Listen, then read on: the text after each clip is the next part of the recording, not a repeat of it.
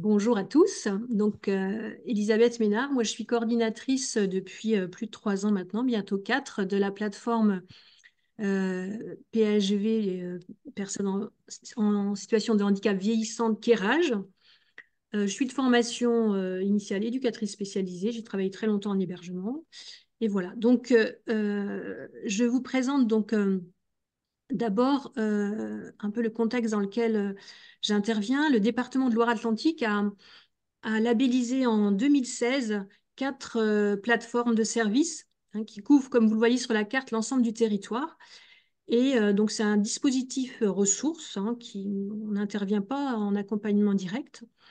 Donc, 4 plateformes que vous voyez sur le territoire qui sont portées par des groupements en bas à droite. Là, vous voyez les 4 plateformes Kérage, Arrimage, Ancrage, Avantage, qui sont portées par des groupements de gestionnaires différents pour que l'ensemble des établissements soient rattachés à l'une ou l'autre des plateformes. Donc, les objectifs de ces dispositifs, de ces plateformes, sont plus spécifiquement l'accompagnement des travailleurs des AT de plus de 45 ans et tout particulièrement la préparation à la cessation d'activité, l'arrivée à la retraite ou la cessation d'activité, mais aussi l'accompagnement de toute personne en situation de handicap qui, dans le cadre de son parcours, a besoin de réponses adaptées à l'avancée en âge. Donc, de façon collective, quand on est arrivé sur nos postes en 2020, on est tout à temps partiel, hein. Moi, je suis à 80% sur ce poste-là. Euh, on a défini avec le conseil départemental des missions, un peu des grands axes de travail communs, euh, dont identifier les besoins des personnes concernées par ces dispositifs pour imaginer des solutions d'avenir, mais bien repérer dans un premier temps leurs besoins, leurs attentes, d'être sur une mission aussi d'animation de réseau, de développement de partenariats sur les territoires qui sont les nôtres.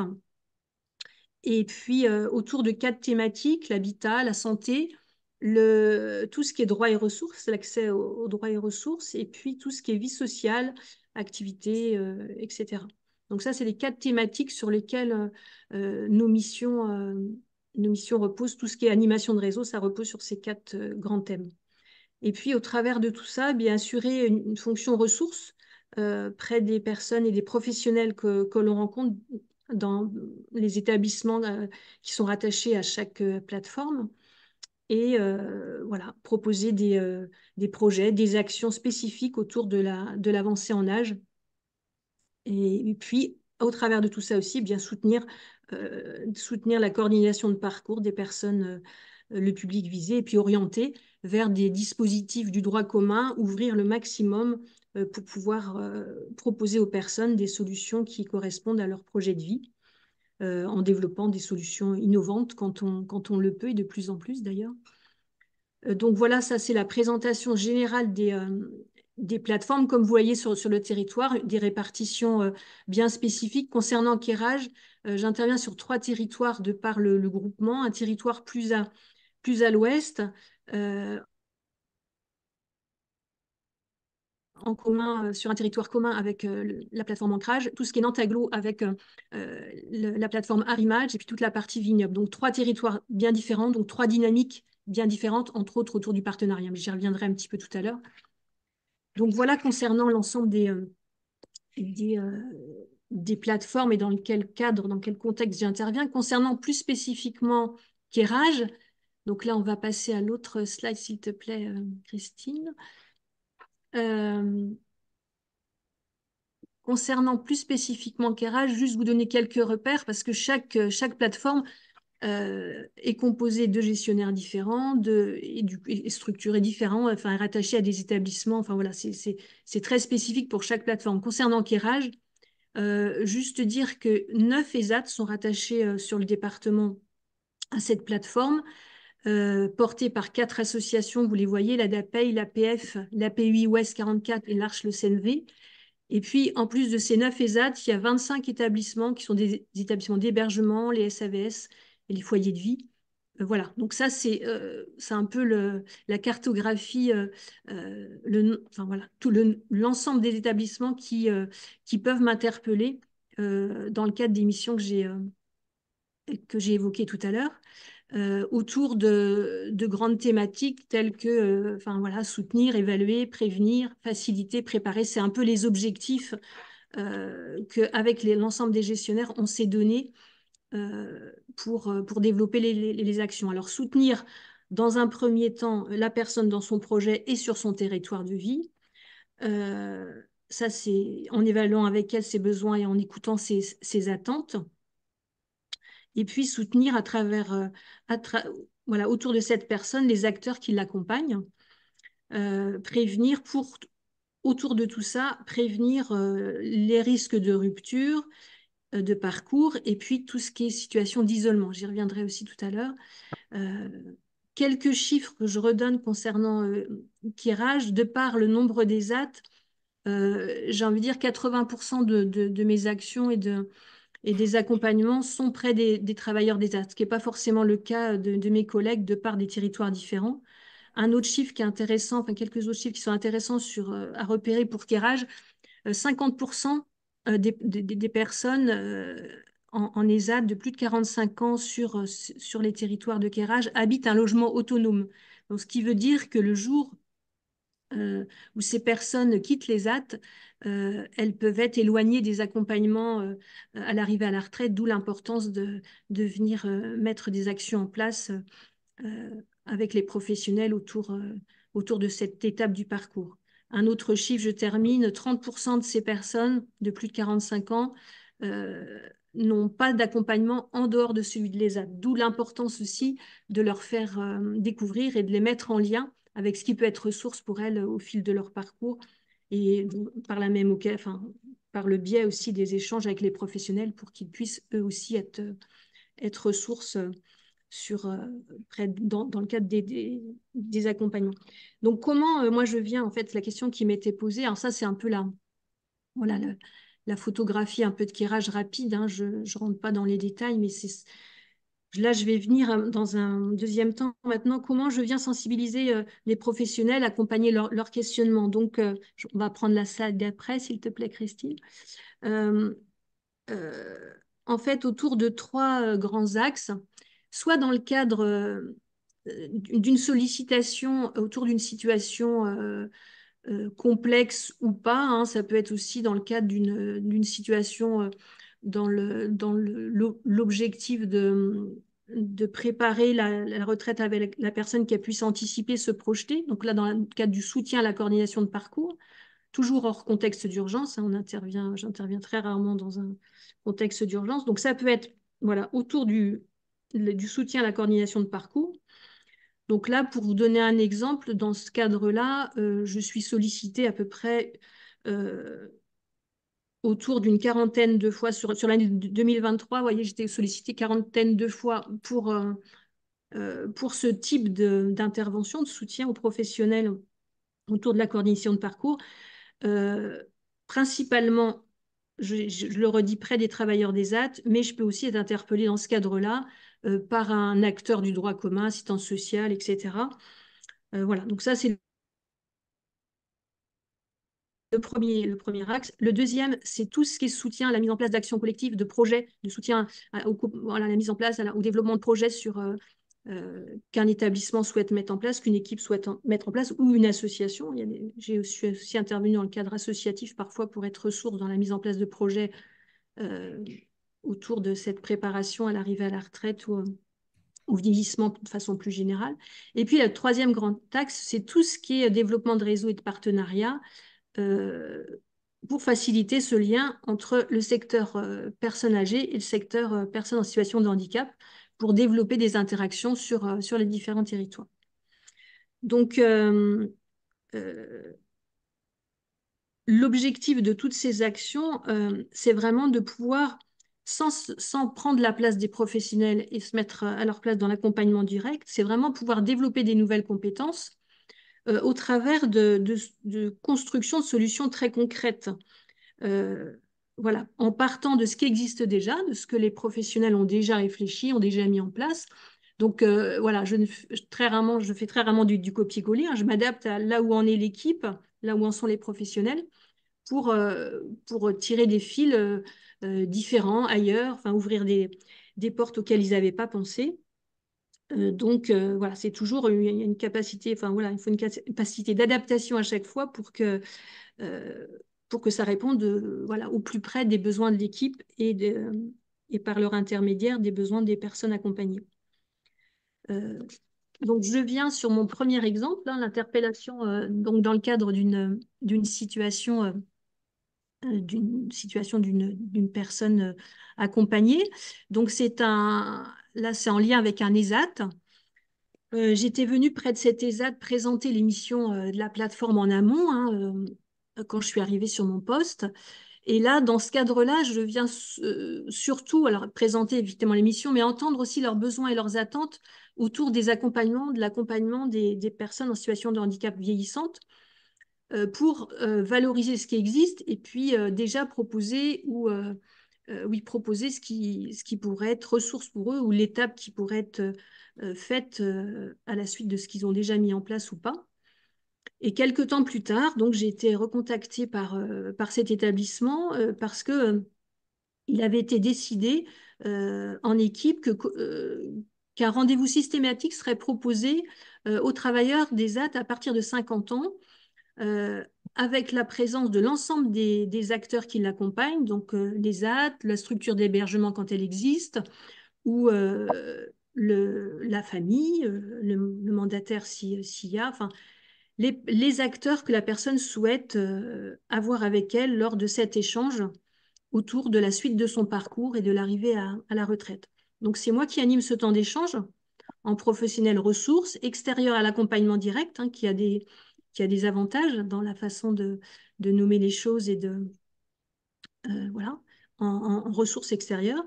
Et puis, en venant questionner à chaque fois les 4 domaines de vie que j'ai nommés tout à l'heure, qui sont l'habitat, la santé, euh, tout ce qui est droit et ressources, l'accès aux droits, et puis tout ce qui est vie sociale.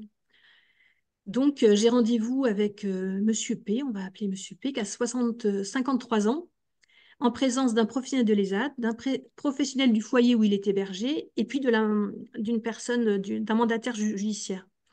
Monsieur P, il habite dans un studio, dans le cadre enfin, un studio où il est assez autonome, hein, il peut préparer ses repas, etc., dans le cadre du foyer.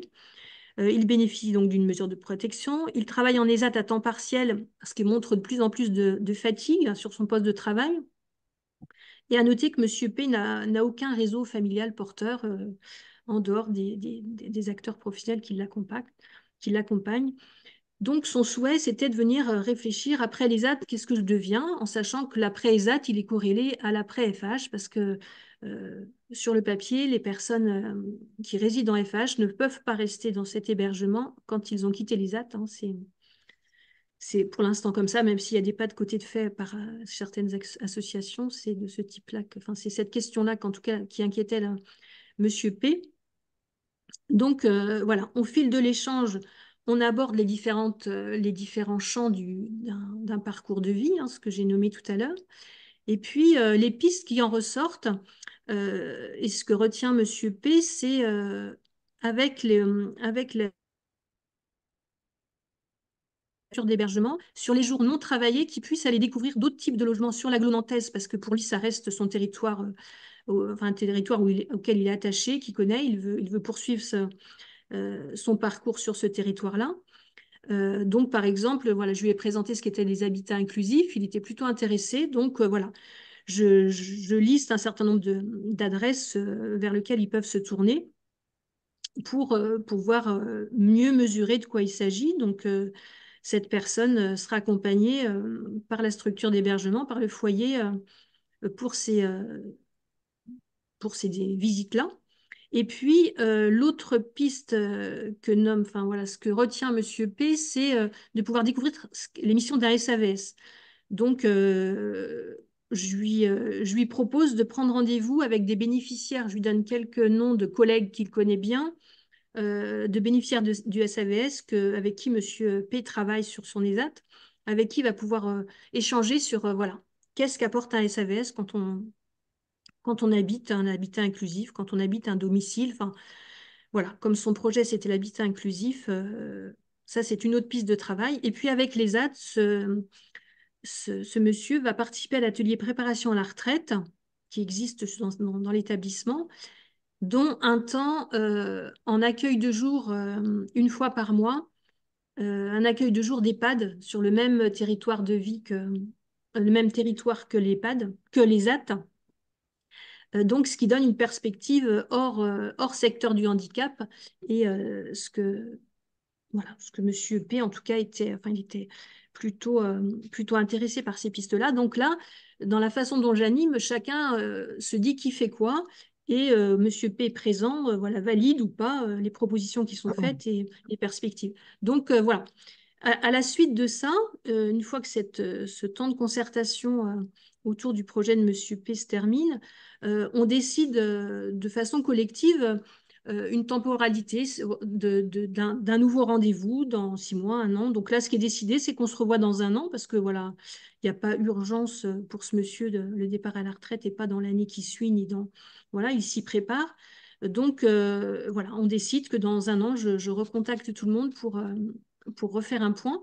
Et sur cette année qui va venir, je reste en lien avec les professionnels pour faciliter les démarches, pour rester ressource et diriger au fil des étapes quand il y a besoin de nouveaux éléments qui peuvent répondre aux besoins de cette personne. Par exemple, l'ouverture, j'entends parler de l'ouverture d'un habitat inclusif qui pourrait répondre à ce projet. Ouais, je renvoie l'information à l'équipe, une date de porte ouverte sur un SAVS, etc. Donc voilà un peu la façon dont je travaille dans le cadre d'une interpellation sur une situation individuelle. Donc là, ce que je trouve intéressant, voilà, je favorise de plus en plus, c'est d'élaborer collectivement le soutien à la coordination de parcours, mais avec la personne et pas sans elle. Donc, alors ça marche pas, enfin je veux dire, ça répond pas forcément aux attentes des équipes partout, voilà. Mais en tout cas, moi je trouve que c'est vraiment une façon de travailler qui est la plus respectueuse et en tout cas enfin, qui répond le plus, je trouve, aux besoins des personnes.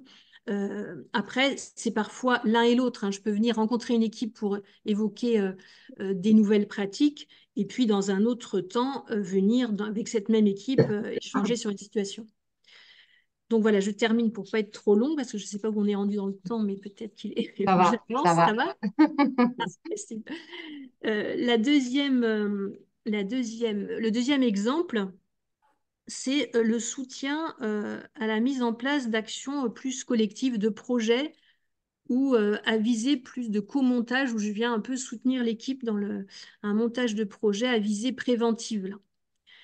Qui peut être une réunion d'information pour les travailleurs sur l'arrivée à la retraite ou pour ceux qui accompagnent, une réunion de présentation sur les enjeux que peuvent être l'arrivée à la retraite pour les travailleurs des AT, pour les familles aussi.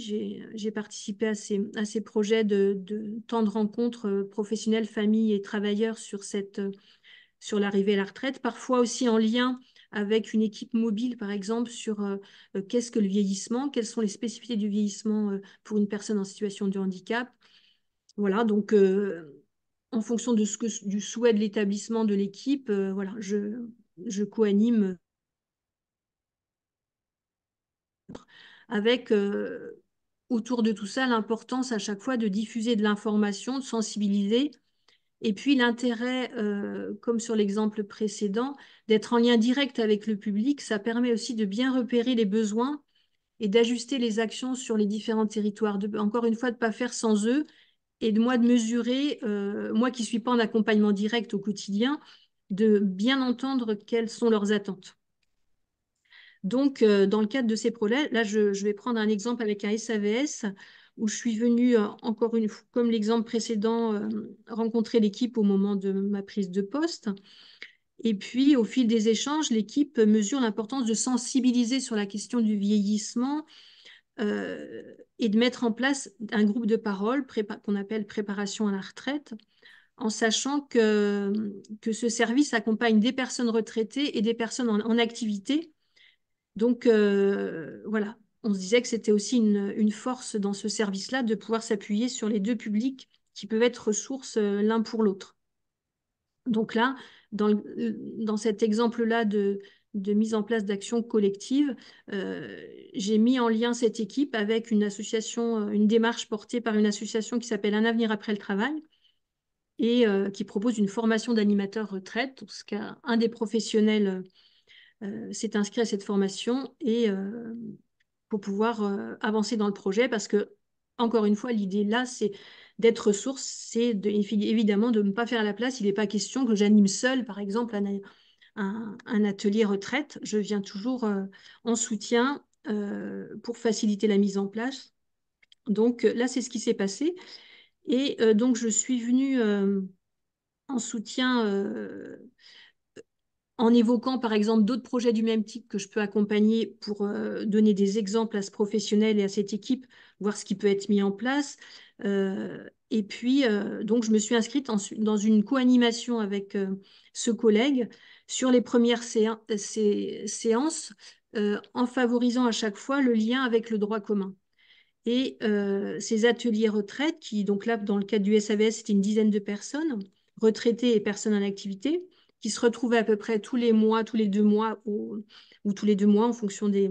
Et qui choisissaient leur thème, c'est bien eux qui choisissaient leur thème en amont, et puis auquel, enfin voilà, on montait un support avec le collègue pour pouvoir répondre au plus près de leurs attentes. Et, euh, et puis les échanges, là, ce qui était très intéressant, c'était les échanges entre pairs. Les personnes qui étaient déjà en retraite étaient quelque part, ils deviennent de plus en plus des co-animateurs avec nous, quoi, parce qu'ils avaient un certain nombre de choses, une expertise, hein, un témoignage à apporter à leurs collègues sur cette arrivée à la retraite. Euh, donc, voilà, ce qu'on peut dire aujourd'hui, c'est que cette proposition-là, elle est inscrite aujourd'hui dans le projet d'établissement, elle devient pérenne. Moi, je reste encore une fois ressource dans le déploiement du projet en si besoin, sans forcément être indispensable à chaque atelier, à chaque... voilà, aujourd'hui, c'est parti, ce qui permet d'être disponible pour être là près de d'autres équipes. Mais en tout cas, cette action, elle a permis aux personnes se préparant à la retraite d'être informées sur les possibles, sur les ailleurs, et puis de pouvoir se projeter sur la suite de leur parcours.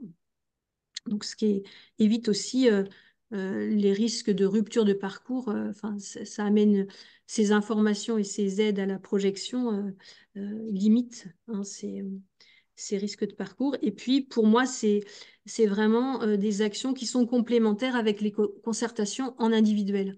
C'est vraiment l'un et l'autre sont avec la plupart des équipes où ce genre de projet est mis en place, très vite, au bout d'un an, 1 an et demi, le besoin d'entretien individuel, comme l'exemple que j'ai donné tout à l'heure, voit le jour parce que voilà, les personnes ont des questions, ont envie de s'approprier ce qu'ils ont pu découvrir pour leur propre situation. Donc souvent dans un deuxième temps, une fois que les personnes ont participé à ces actions, ateliers retraite ou actions collectives, là, temps d'information, euh, ils demandent assez rapidement qu'on puisse aborder leur situation personnelle. Hein, donc voilà sur le deuxième exemple d'action.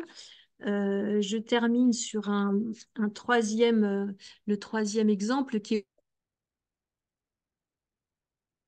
autour du développement des interactions sur un même territoire, faciliter le lien entre le secteur personnes handicapées et secteur personnes âgées. Donc là, je prends un exemple ce qui montre que c'est intéressant de ne pas attendre les situations complexes pour se rencontrer entre professionnels des deux secteurs, que l'interconnaissance et le partage d'expertise est vraiment essentiel en amont, quoi. Et donc, je viens, une des missions j'ai pu nommer tout à l'heure, hein, c'est venir activer et animer cette dynamique-là.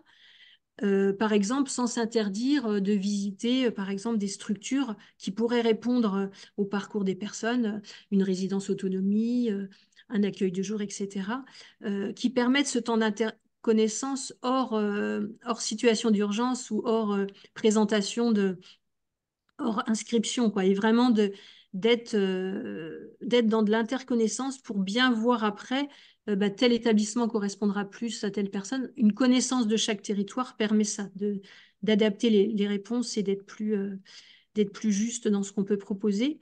Et puis l'autre chose aussi qui est importante et qu'on fait, voilà, l'ensemble des coordinatrices des plateformes sont dans cette dynamique-là, c'est de pouvoir s'inscrire aussi dans les différentes instances sur les territoires pour que la question et les réalités des personnes en situation de handicap vieillissante soient prises en compte. Je vais vous donner un exemple autour de cet aspect-là. Suite à des liens que j'avais tissés, à des rencontres que j'avais eues avec une équipe d'un clic, je mesure très vite que ces professionnels-là n'interviennent très peu en fait près des personnes de plus de 60 ans bénéficiaires de SAVS et pourtant qui auraient des besoins et enfin voilà, une expertise qui serait intéressante pour des bénéficiaires de SAVS qui habitent à leur domicile.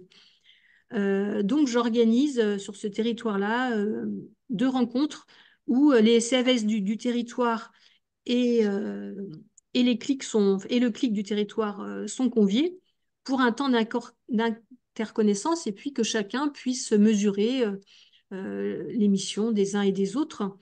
Donc ça, on a eu 2 temps comme ça, une dans les locaux du clic et une dans les locaux du SAVS pour pouvoir voilà, mieux se connaître. Et aujourd'hui, l'interpellation se fait sans passer par mon intermédiaire. Les professionnels se connaissent, peuvent s'interpeller en fonction des situations et voilà, la coopération territoriale, voilà, elle en est renforcée. J'ai juste impulsé, facilité. Aujourd'hui, voilà, ces professionnels se connaissent et s'interpellent sans souci, de façon, voilà, enfin, ponctuellement, mais ça se fait très naturellement. Un autre point autour de ces liens qui se tissent petit à petit, c'est je suis membre du conseil d'administration du CLIC pour que la question PHV, personnes handicapées vieillissantes, soit bien présente dans les débats. Et puis qu'inversement, moi j'ai une meilleure connaissance des réalités du secteur PA sur ce territoire-là ou des projets PA. Voilà, et ça, c'est vraiment, je trouve, des petits pas, qui montrent que les liens se tissent petit à petit et que voilà, c'est prendre le temps d'apprendre à se connaître pour après pouvoir vraiment collaborer et travailler dans un réel partenariat. Je termine, donc voilà, sur les 3 exemples, hein. Je termine sur quelques mots sur le partenariat, enfin, ce que j'entends par partenariat et bon, quelques points, hein, c'est loin d'être complet, mais ce qui me semble important, c'est vraiment que cette coopération pour un objectif commun, elle soit, euh, elle soit activée à toutes les étapes, en fait, euh, du parcours de la personne, quoi. C'est vraiment important. Euh, c'est elle, la première actrice, donc de bien être en lien avec les souhaits de la personne pour activer et créer des coopérations qui peuvent correspondre à elle et ses aidants. Voilà. Donc cette importance d'entendre, j'y reviens, je répète, mais je trouve que c'est vraiment essentiel pour moi. La mise en place de partenariats, elle ne peut pas être indépendante de cette écoute des besoins et attentes des personnes qui interpellent, euh, et puis pour pouvoir faire une réelle proposition de solutions, ça c'est primordial. L'autre chose, ce que j'ai dit tout à l'heure, mais qui est vraiment aussi que je redis, là, pour qu'un réel partenariat existe, d'interconnaissance, d'expérimentation aussi parfois, de se dire on essaye un peu voilà, cette façon de travailler pour ensuite mesurer comment on a pu être ressources les uns pour les autres, ça va dans les 2 sens, comment on s'inscrit dans une complémentarité, d'où l'importance aussi dans les partenariats de prendre ce temps d'évaluation euh, où chacun, voilà, où on peut nommer ce qui a été ressources les uns pour les autres et repérer vraiment les expertises ce qui permet d'oser des nouvelles pratiques. Et puis aussi l'acceptation, on le voit dans ces 2 secteurs qui enfin, au niveau politique, sont un peu en voie parallèle, hein, c'est le secteur PA, le secteur PH, oser le regard un peu extérieur dans un premier temps. On n'a pas forcément le même vocabulaire, on n'a pas forcément les mêmes réseaux, et du coup, accepter ce regard un peu extérieur. Et puis, donc, je l'ai déjà dit, ouais, importance d'évaluer, de valoriser la plus-value une fois qu'un partenariat est mis en place, de repérer ce qui est la plus-value. Et puis, l'autre chose dans les partenariats importants, c'est d'éviter la multitude des interventions autour de la personne, de bien cibler les bons interlocuteurs. Donc ça, c'est faisable quand on a une connaissance des territoires et des acteurs, comment ils peuvent être sources pour pas, enfin, de connaître les forces vives hein, sur les territoires de proximité, pour pas noyer non plus. Parfois, il y a ce risque-là hein, avec tous les dispositifs qui naissent de droite et de gauche. De ne pas noyer aussi bien les professionnels, mais avant tout la personne dans une, euh, un nombre trop important d'intervenants ou de contacts, même près des professionnels. Enfin voilà, de faire attention de ne pas donner des listes sans. Enfin, parce que voilà, je vois bien que. Enfin, moi, je l'ai fait très, très régulièrement, ça, des listes de contacts d'établissements et les professionnels n'ont pas forcément le temps de contacter ou de. Voilà. Donc, enfin, voilà, d'être vigilante. Enfin, en tout cas, c'est une vigilance, ça, de bien cibler les interlocuteurs, peut-être, pour éviter effectivement que les professionnels et que la personne s'y perdent. Et puis, les aidants aussi, parfois, on est aussi interpellé par des aidants familiaux, voilà, bien cibler ce dont ils ont besoin dans un premier temps, quitte à revenir à leur côté pour être ressources dans un second temps, voilà, pour être au plus près de leurs besoins du moment, quoi. Ne pas trop se projeter trop loin non plus, pour aller au rythme du parcours. Donc, bonjour tout le monde. Juste avant que je commence, je peux avoir des petits soucis de connexion. Ok. Donc, des fois, ça s'interrompt et ça reprend, hein, juste pour vous informer. Voilà, Du moment que j'espère que ça ça reprend, va. du moment que Il ça va y avoir reprend, sur la. c'est bon. Oui, oui, oui, ça reprend, mais des fois, j'ai un petit décalage. Donc, n'hésitez pas à me dire, on n'a pas entendu, ou je vous dirai si c'est un petit peu buggé, où j'en suis. Ok. Donc, je me présente, donc Sandrine Rétoré, je suis coordinatrice de parcours au sein de l'ADAPI 49 et plus spécifiquement sur le territoire choletais. À savoir que sur le territoire choletais, je présente vite fait, on a au sein du territoire choletais un foyer de vie, un femme, un CAJ, un foyer d'hébergement et un SAVS. Moi, je suis rattachée plus spécifiquement au foyer de vie, foyer d'accueil médicalisé. Donc, je vais plus vous parler un petit peu de mon travail et de ce qui est travaillé au sein du foyer de vie et foyer d'accueil médicalisé, et puis un petit peu du foyer d'hébergement, parce que sur le partenariat qu'on a tissé avec l'EHPAD du Val-de-Moine, le foyer d'hébergement y est aussi inclus. Donc, voilà un petit peu le territoire choletais et puis le contexte un petit peu plus large.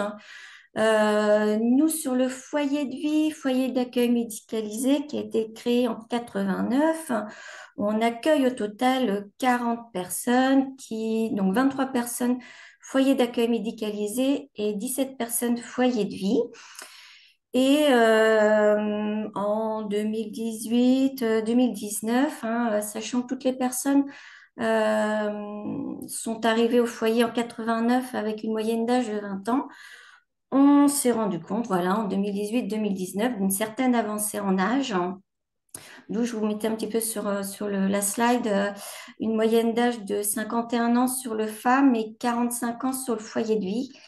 Et c'est vrai qu'il y a un petit, voilà, 5-6 ans, voilà, on repérait, voilà, avec les familles, avec les personnes, avec les équipes, des besoins et des problématiques liées à l'avancée en âge. Donc, c'est vrai qu'on a commencé à y réfléchir à ce moment-là.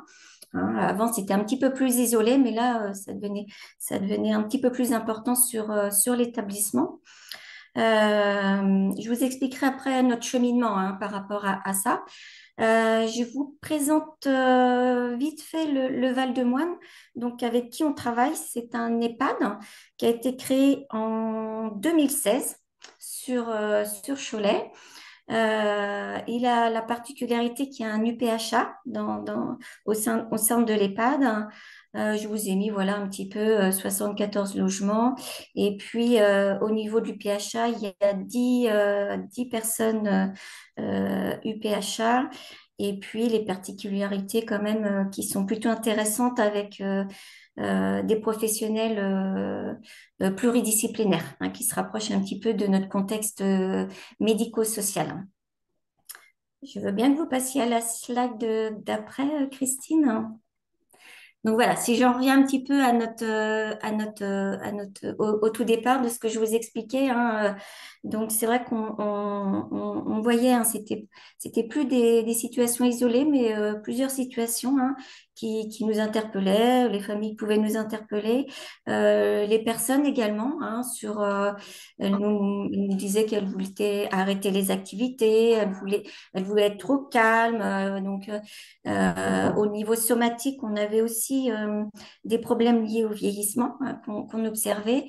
Donc, de toutes ces observations sur l'établissement, on a dans un premier temps créé un groupe de travail qu'on appelle Commission accompagnement vieillissement, avec différents professionnels éducatifs et médicaux pour réfléchir à cette question du vieillissement et pouvoir proposer des réponses adaptées, pouvoir aller chercher des ressources, pouvoir aller voir sur le territoire choletais ce qu'on pouvait mobiliser, ce qu'on pouvait solliciter, ce qu'il y avait à faire. Donc vraiment, l'objectif de cette commission, c'était aussi du coup de prendre à un moment donné la situation qu'on avait, mais de pouvoir aussi, pour les situations, c'était pas complexe, hein, on n'avait pas forcément de situation complexe, mais pouvoir anticiper davantage cette avancée en âge pour pouvoir davantage travailler cela en amont avec les personnes, avec les familles, avec les équipes, soit du sanitaire type EHPAD, soit au niveau médico-social aussi. Notre outil, c'était vraiment ça, de pouvoir vraiment en amont travailler cette transition et ce parcours de la personne et de pouvoir cheminer en fonction du temps de chacun, hein, et pas être dans des situations un petit peu urgentes où on aurait pu être en difficulté sur l'accompagnement. Enfin, voilà, c'était vraiment notre souhait. Et puis, l'autre souhait, c'était aussi de se pencher sur les outils qu'on avait pour pouvoir évaluer au mieux les besoins de la personne en avancée en âge, et pouvoir un maximum recueillir les besoins, les pistes, les difficultés, les capacités et pouvoir prévenir cette avancée en âge aussi bien au niveau somatique, qu'au niveau psychique, qu'au niveau social, vie sociale. Hein, donc, c'est vrai qu'on a mené un travail à l'époque qui est en cours, on est encore sur des outils d'évaluation et des partenaires qu'on a pu à ce moment-là un petit peu aller à la rencontre, se rencontrer, se connaître, pour des outils d'évaluation, hein, avec l'Institut Jérôme Lejeune spécifiquement en lien avec la trisomie 21, avec la grille RUX qu'on utilise, voilà, pour essayer aussi d'avoir un regard croisé sur nos observations, sur les observations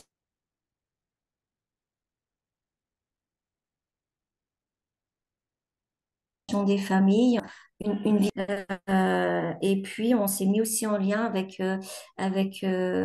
alors je vois que ma connexion est instable, donc ça risque de C'est couper, observation en fait, mais on avec a les pu. EHPAD, Ouais, eux qui utilisent. Vous avez pu? D'accord. ouais. Donc voilà, avec les EHPAD aussi qui utilisent une autre grille de recueil de besoins, hein, qui est l'AGIR, qui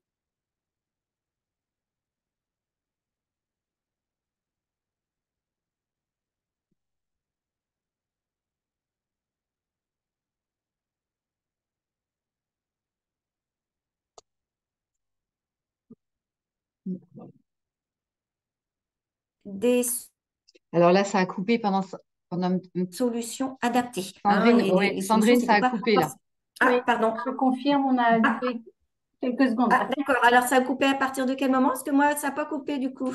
La grille Agir, enfin, Ah, vous d'accord, la grille Agir. Hein, voilà, le but, c'était aussi de croiser. Et ce que je disais, c'est que la grille Agir, elle a des similitudes, hein, avec le champ du médico-social, mais elle prend pas tous les champs de la personne. Et c'était pouvoir travailler, déjà de commencer un travail pour permettre de recueillir un maximum les besoins de la personne, mais d'une façon globale, hein, et pouvoir proposer. Notre but, c'était aussi de proposer des réponses adaptées, mais pas forcément que l'EHPAD, que l'UPHA. Dans notre optique aussi de l'accompagnement au vieillissement, ça pouvait être aussi des réorientations en foyer d'accueil médicalisé, en maison d'accueil spécialisée. Voilà. Voilà cette commission qui s'est créée. Et puis, on a fait un gros travail de démarchage pour aller à la rencontre des EHPAD, savoir ce qui se faisait, savoir s'il y avait des UPHA, des UPHV, s'il y avait des créations qui allaient qu'il y avait des pistes de création, s'il y avait des EHPAD qui étaient pas du tout dans cette dynamique d'accueillir des personnes en situation de handicap, pour diverses raisons qui leur appartiennent.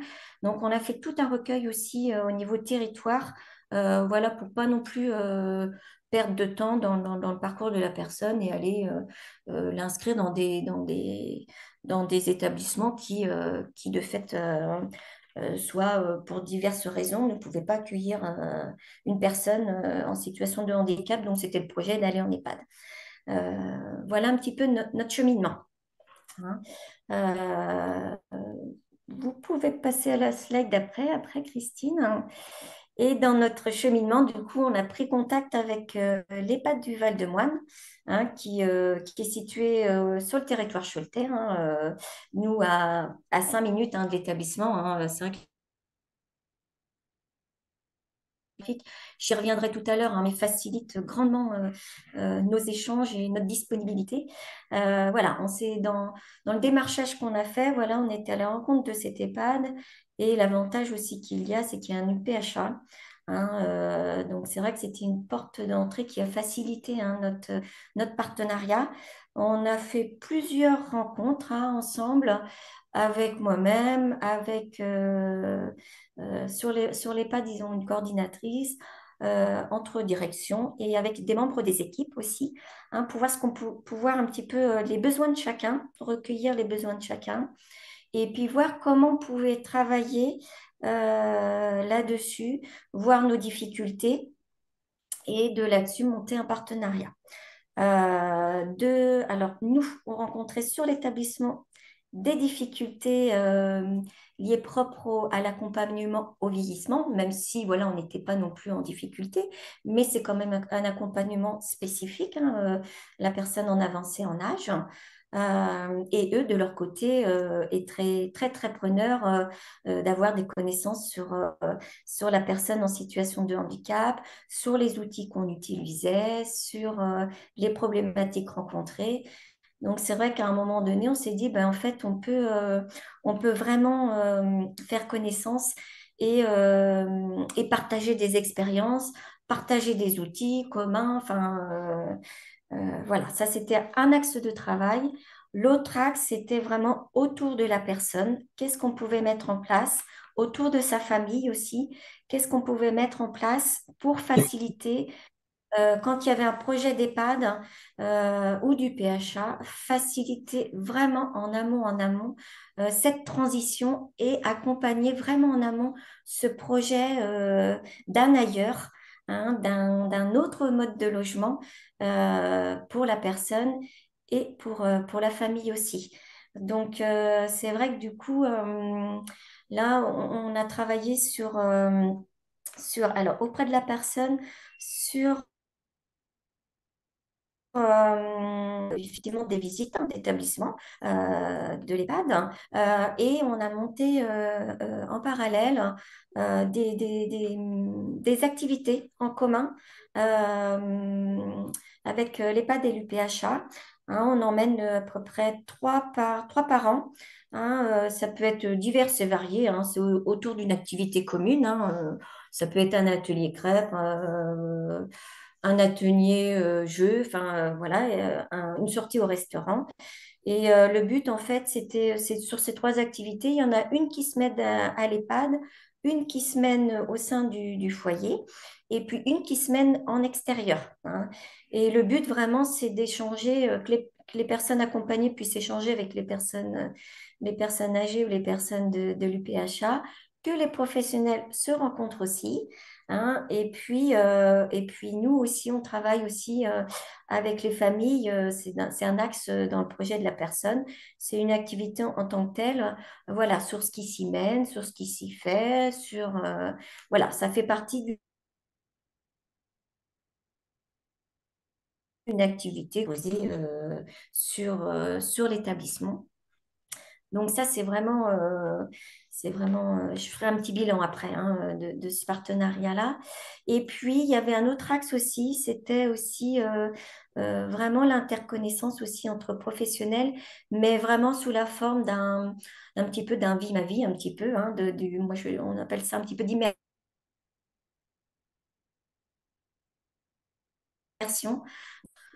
Mieux se connaître et puis aussi aller au-delà des représentations qu'on peut avoir, nous, médico-sociales, sur l'EHPAD, et puis inversement sur la personne en situation de handicap. Qu'est-ce que c'est, dont elle a besoin, enfin, les spécificités. Donc, on a des collègues qui sont partis une journée entière en immersion sur l'EHPAD et on a accueilli sur l'établissement des collègues de l'EHPAD. Hein.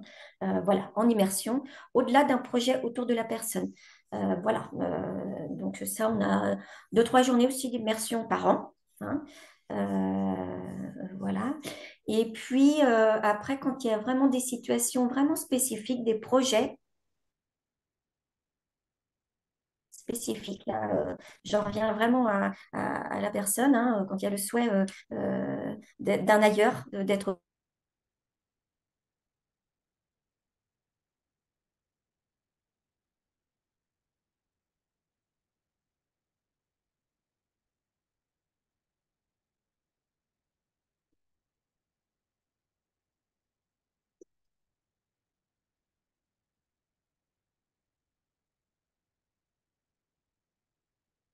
la coordinatrice de Alors, l'EHPAD.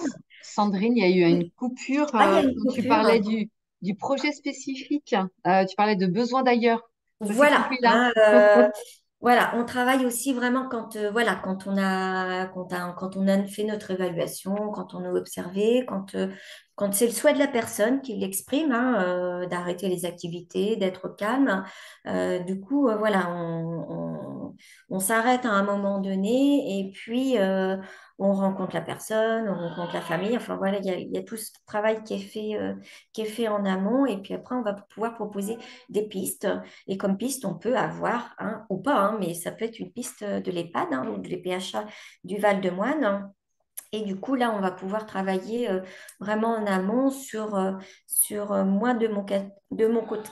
Je peux rencontrer, excusez-moi, la coordinatrice de parcours de l'EHPAD du PHA du Val-de-Moine, faire un petit point ensemble, et puis après proposer des visites avec la personne, avec sa famille. Moi, j'y suis ou pas, hein, il y a un membre éducatif ou pas, hein, ça s'organise, c'est vraiment individualisé en fonction de chaque personne et chaque famille. Et puis après, voilà, on voit aussi avec la famille, avec la personne, si elle participe au projet commun d'activité que je vous disais tout à l'heure, hein, que je vous expliquais, ou pas. Hein, ce n'est pas forcément une obligation. Hein. Et puis après, on construit un petit peu voilà, ce chemin, ce parcours hein, d'un ailleurs, vraiment en amont. Et puis après, quand ça se précise un petit peu plus, hein, quand on sait il y a soit des pistes de places disponibles, on va pouvoir travailler selon la personne. Hein, ça c'est pareil, c'est vraiment individualisé au cas par cas sur des petits temps d'adaptation. Hein, ça peut être des temps d'après-midi, des temps de partage d'un repas, un petit peu plus en amont. Et puis après, quand il y a une place qui est disponible, hein, nous on veille toujours. Hein, parce que c'est ce qu'on disait aussi, je reviendrai un petit peu hein, sur notre bilan. Euh, Parfois, la personne, hein, elle peut avoir besoin de plus de temps peut-être qu'une personne âgée. Donc, on essaye de travailler quand même sur, quand il y a une place, qu'on puisse avoir au moins 3 semaines, un mois, pour pouvoir travailler travailler l'accueil en amont, hein, sur des temps d'adaptation, des temps de rencontre.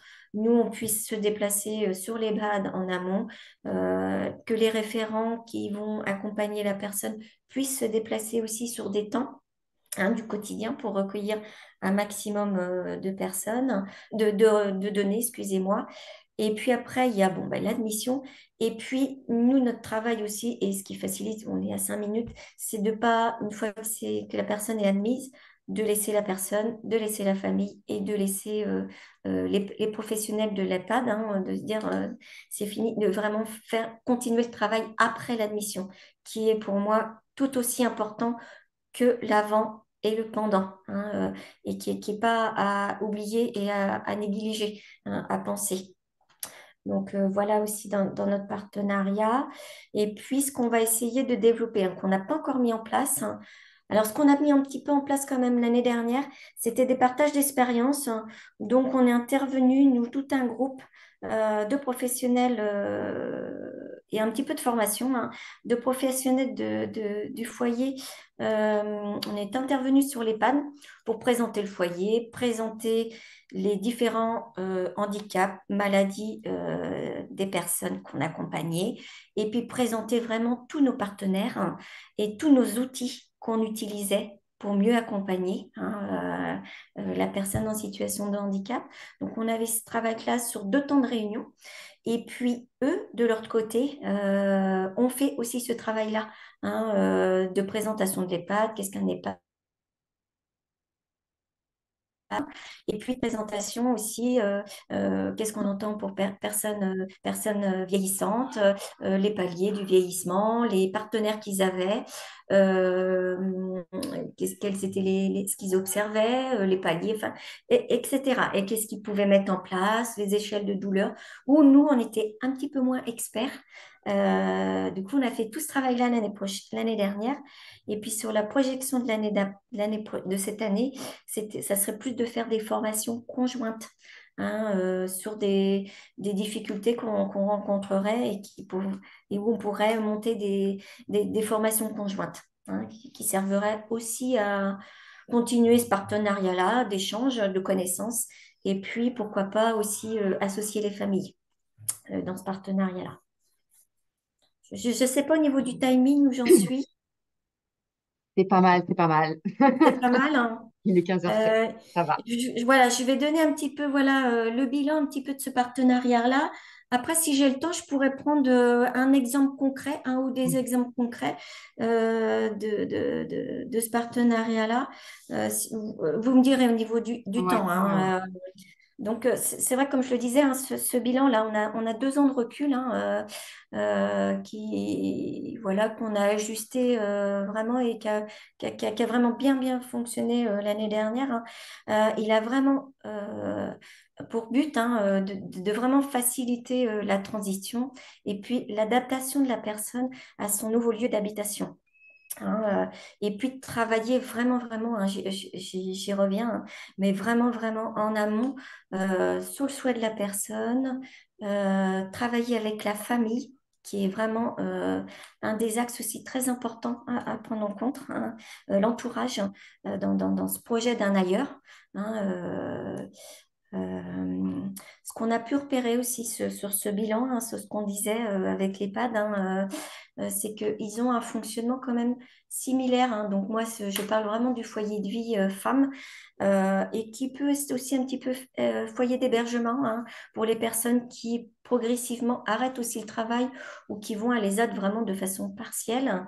Peut y avoir un fonctionnement un petit peu similaire. Alors moi, je parle vraiment de l'EHPAD du Val-de-Moine, de l'UPH1, hein, dans un sens où il y a, il y a un projet, il y a des outils nous qu'on a construits en commun, il y a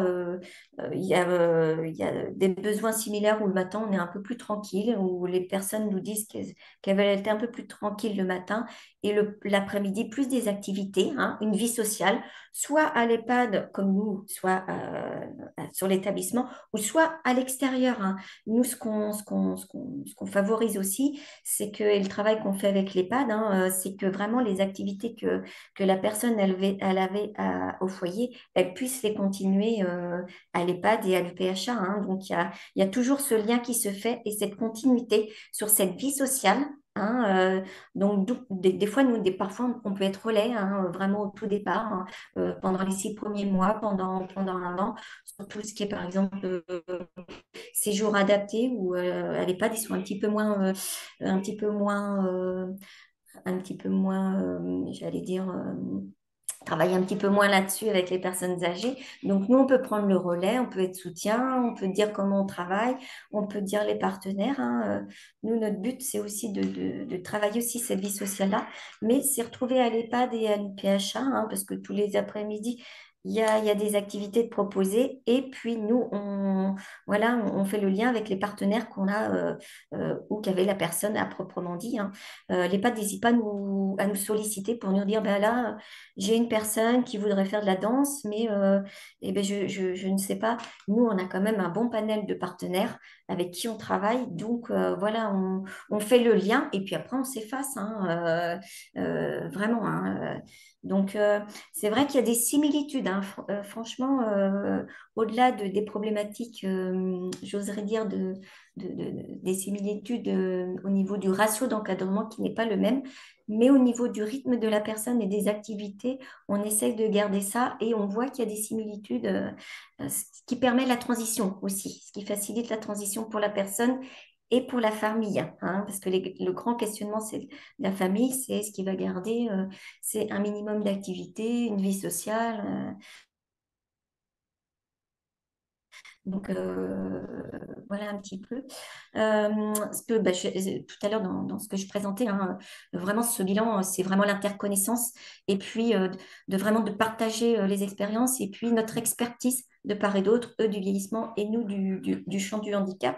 Donc ça, c'est vraiment, vraiment, vraiment un atout qu'on a construit l'année dernière et ça aide vraiment à déconstruire, même en tant que professionnel, hein, ce qu'on peut avoir comme vision de l'EHPAD ou de l'EHPAD que peuvent avoir comme vision de la personne en situation de handicap, hein. Ça aide vraiment à travailler et à lever des questionnements, des limites, ou alors soulever des problématiques et savoir comment on va pouvoir travailler ensemble pour voir ce qu'il est possible de faire.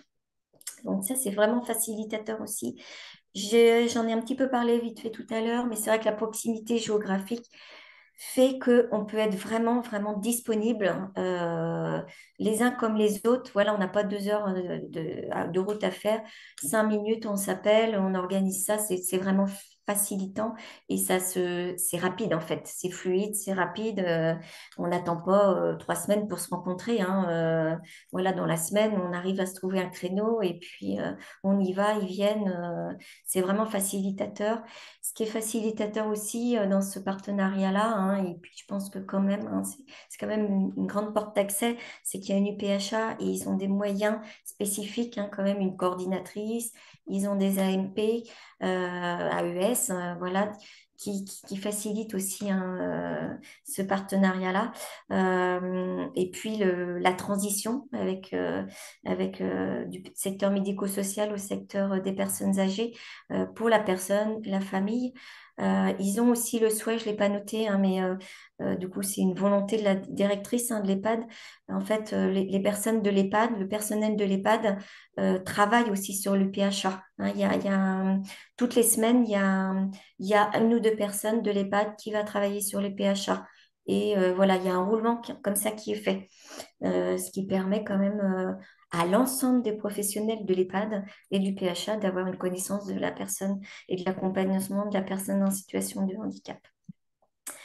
Les petits freins, hein, c'est ce que ce qu'on se disait ou sur les autres groupes, hein, c'est vraiment qu'on n'a pas forcément les mêmes outils d'évaluation, hein, entre le secteur des personnes handicapées et personnes âgées. Et du coup, d'où l'importance vraiment soit de construire des outils communs, hein, soit d'échanger ensemble, hein. Moi, je travaille beaucoup avec la coordinatrice de parcours, hein, donc voilà, quand on a une situation, un projet, un souhait d'une personne, on fait le point ensemble, on voit nous ce qu'on a pu observer. Elle me dit un petit peu, bah tiens, il me manque ça, donc voilà, on réajuste. S'il y a besoin, il y a quelqu'un de l'EHPAD qui vient aussi évaluer sur l'établissement. Hein, voir, parce que parfois, nous, on peut être dans les questionnements UPHA, EHPAD, voilà, on peut être aussi dans ce questionnement-là. Donc, elle se déplace pour voir un petit peu, puis après, on recroise, hein. On recroise aussi avec la famille, avec la personne, hein. Ça permet de cheminer un petit peu sur le parcours de la personne. Hein, et puis j'en ai parlé un petit peu tout à l'heure, hein, mais vraiment prendre en compte aussi cette notion de temps dans la personne en situation de handicap qui a besoin de temps, hein, peut-être un petit peu plus et encore, moi je me questionne là-dessus, hein, mais c'est l'EHPAD qui me faisait remonter ça, hein, qui a peut-être besoin d'un petit peu plus de temps que la personne âgée dans la construction de son projet et dans cette transition-là, hein, soit en amont, soit quand il y a une place, et puis vraiment après. Euh, voilà un petit peu. Je ne sais pas au niveau du temps où j'en suis, Christine. Alors là, S'il il faut, est trois heures et si j'ai quart. encore le temps de donner un petit exemple ou pas. Ah, Allez, un petit d'accord. exemple, Donc, on dit un petit exemple, 2 minutes. un petit exemple. On dit D'accord. ça, mais même Donc, un cinq petit minutes. exemple. 5 minutes, c'est D'accord. possible, Irène. Ok. Un petit exemple, hein, parce que un petit exemple plus sur l'EHPAD, hein, parce que l'UPHA, on a eu des personnes qui avaient un projet d'UPHA, c'est un petit peu plus, voilà, je trouve, pour moi, c'est voilà, le parcours est plus fluidifié quand c'est sur l'EHPAD, sur l'UPHA, excusez-moi. Sur l'EHPAD, hein, voilà, on a une personne l'année dernière il y avait le projet, voilà, avant Covid. Voilà, elle pouvait nous signifier qu'elle souhaitait être au calme, arrêter les activités, qu'elle en avait marre d'être au foyer. Donc, dans un premier temps, voilà, on a été faire des visites pour lui faire un petit peu voir, voilà, ce que c'était un EHPAD, ce que c'était un EPHA. Nous, de notre côté, on a un petit peu fait nos évaluations. Dans un premier temps, on était plus sur une orientation un peu plus UPHA. Et puis, au fil des visites, aussi bien pour la personne elle-même que pour nous, on s'est rendu compte, hein, et puis à croiser les professionnels, que ça ne correspondait pas forcément à vraiment une orientation UPHA, mais c'était plus une orientation EHPAD au regard de son autonomie dans les actes de la vie quotidienne, pas forcément au regard de la vie sociale. Mais au regard de ses capacités au niveau de la vie, des actes, ses besoins au niveau de la vie quotidienne et ses besoins en santé. Donc, on a revu ça, on a cheminé.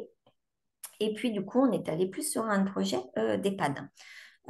Du coup, la personne, on lui a proposé de participer au partenariat, hein, sur les temps d'activité.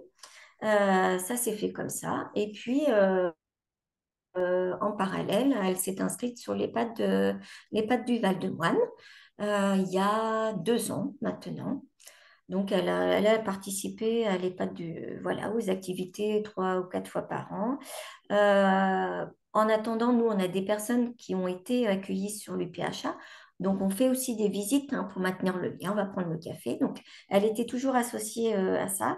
Sa famille aussi, hein. Donc, il y a toujours une continuité. Ça a pris, enfin, pour la personne elle-même, ça a pris un petit peu de temps. 2 ans, c'est vrai que ça pouvait être un petit peu long.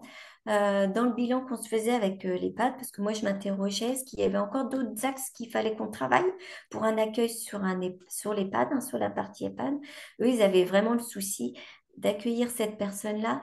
Il y a 2 étages sur l'EHPAD et vraiment d'accueillir cette personne-là sur l'étage où il y a l'UPHA pour permettre qu'elle puisse avoir continué cette vie sociale que je disais tout à l'heure qu'elle souhaitait garder. Donc, c'est pour ça que ça a pris un petit peu plus, un petit peu plus de temps. Elle a été accueillie là au mois de décembre. Enfin, on a su au mois de décembre qu'il y avait une place. Donc, très, très ravie.